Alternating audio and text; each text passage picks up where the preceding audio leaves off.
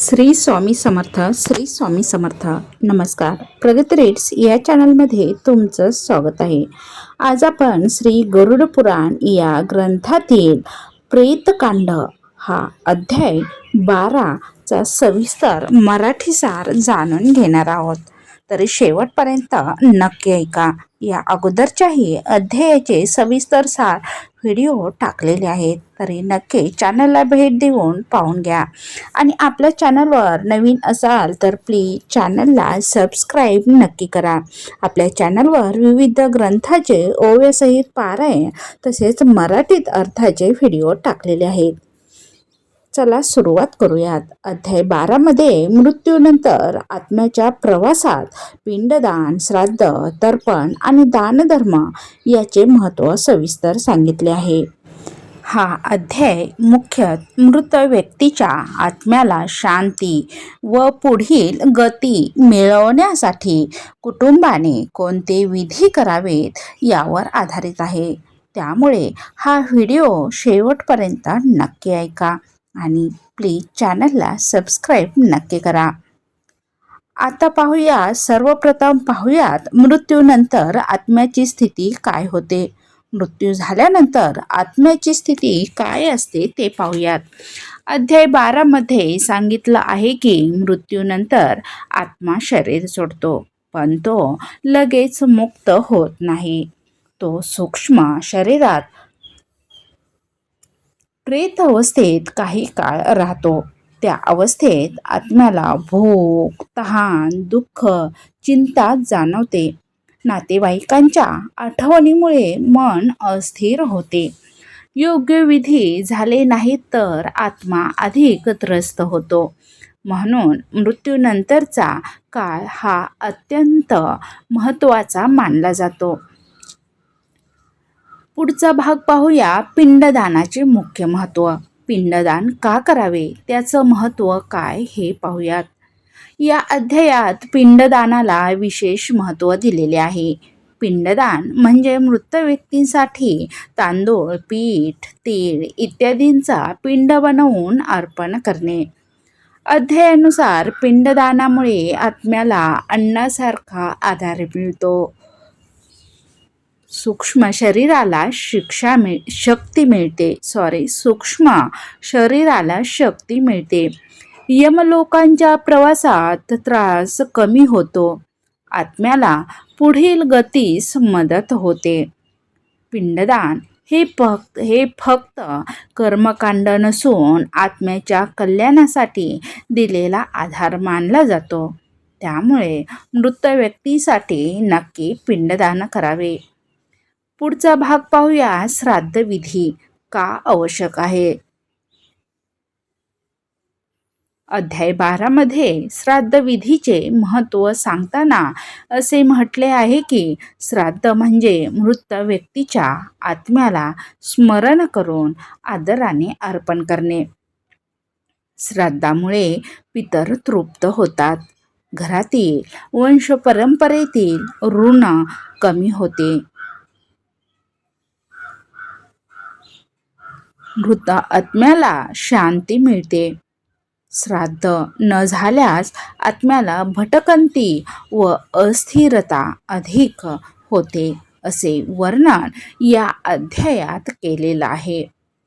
आता या पुढील भाग पाहूया. तर्पण आणि जलदानाचे पुण्य काय आहे ते. या अध्यायात तर्पणाचे महत्त्व स्पष्ट केले आहे. तर्पण म्हणजे पाणी, तीळ, कुश याच्या साह्याने पितरांना अर्पण करणे.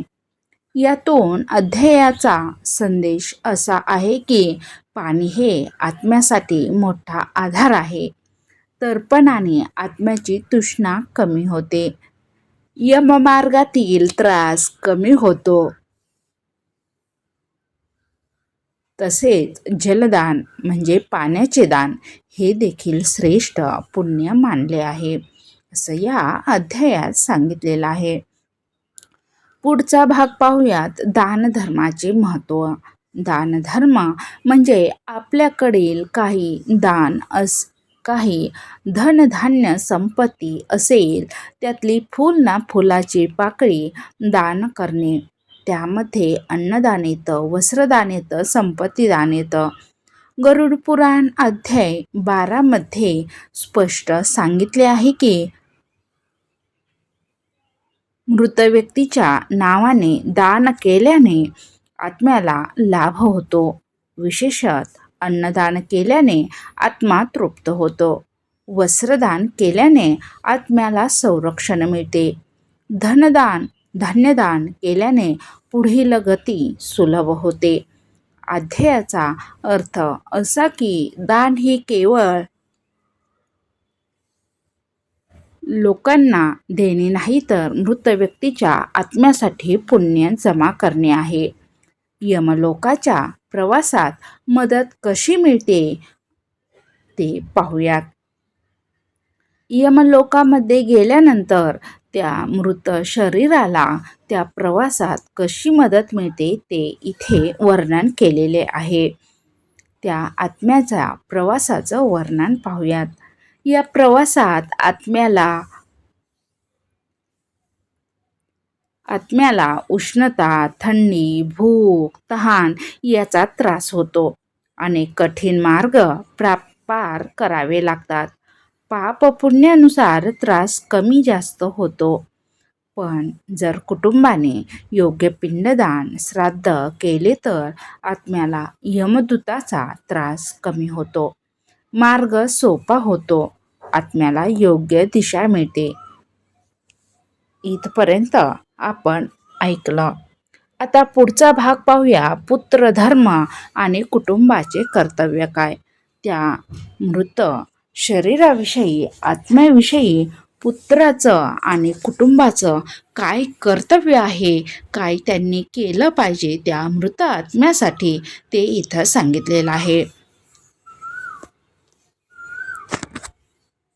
अध्याय 12 मध्ये पुत्रधर्माचा उल्लेख करून सांगितला आहे की मृत व्यक्तीसाठी विधी करणे हे केवळ परंपरा नाही तर हे धर्माचे कर्तव्य आहे. ज्यांनी जीवन दिले त्याचे ऋण फेडण्याचा हा मार्ग आहे.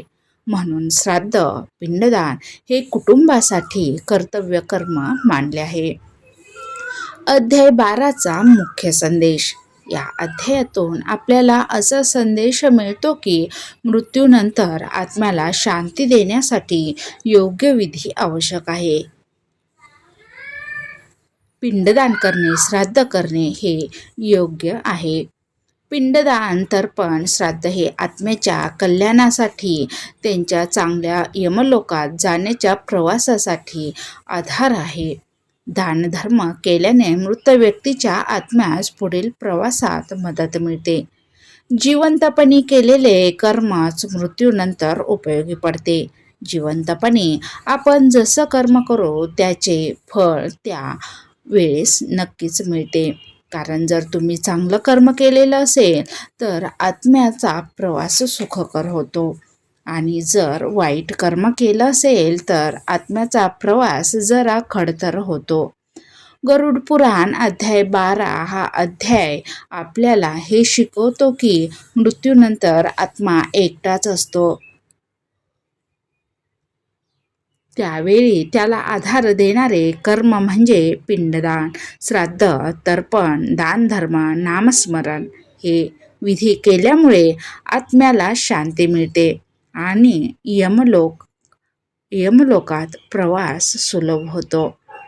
अशा प्रकारे आपण श्री गरुड पुराण या ग्रंथातील अध्याय 12चा सविस्तर सार ऐकला. व्हिडिओ आवडल्यास प्लीज व्हिडिओला लाईक करा, चॅनलला सबस्क्राईब करा आणि बेल घंटी दाबा म्हणजे नवीन व्हिडिओचे नोटिफिकेशन सर्वात अगोदर तुमच्यापर्यंत पोहोचेल. काही चुकलं असेल तर क्षमा असावी. धन्यवाद.